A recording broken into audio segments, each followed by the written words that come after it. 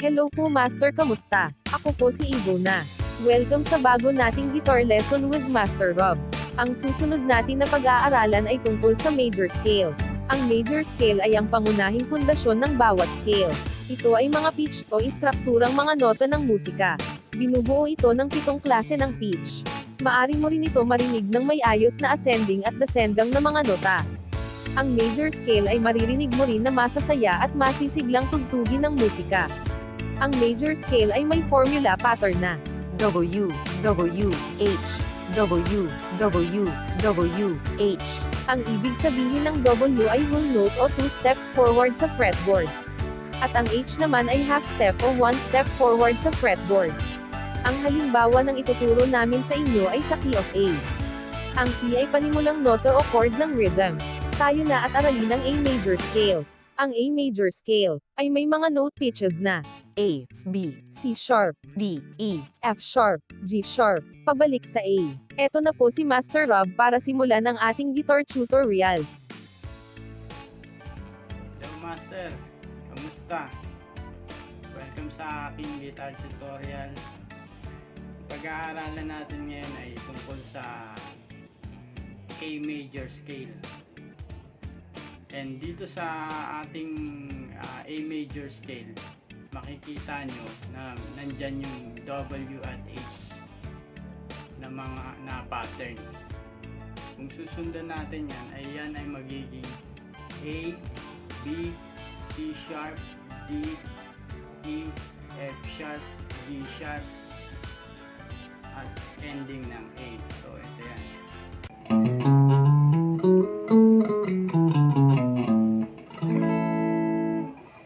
Ito, A din ito.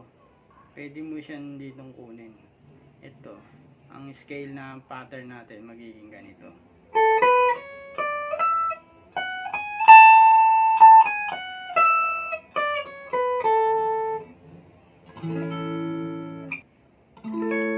Ito, A din yan. Ang string natin na E, A, D, G, B, E. Ito A din yan. So pwede mo rin gawin yung pattern na yan dito.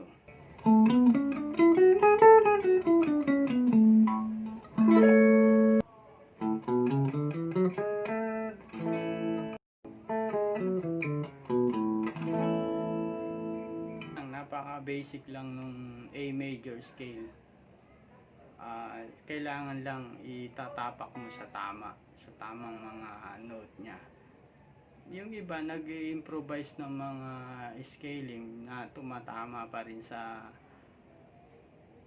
chords na nire-rhythm na A major. Pero ang tinuturo ko sa inyo, ito yung basic.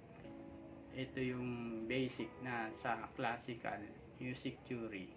Ito yung mga note na dapat na tinatapakan ng A major scale. Ngayon, kung paano mo siya laruin, nasa yun na yun.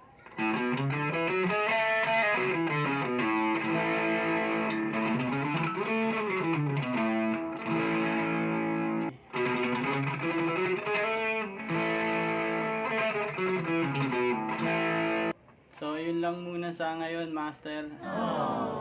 Kung hindi ka pa nakapag-subscribe, subscribe ka na sa YouTube channel ko.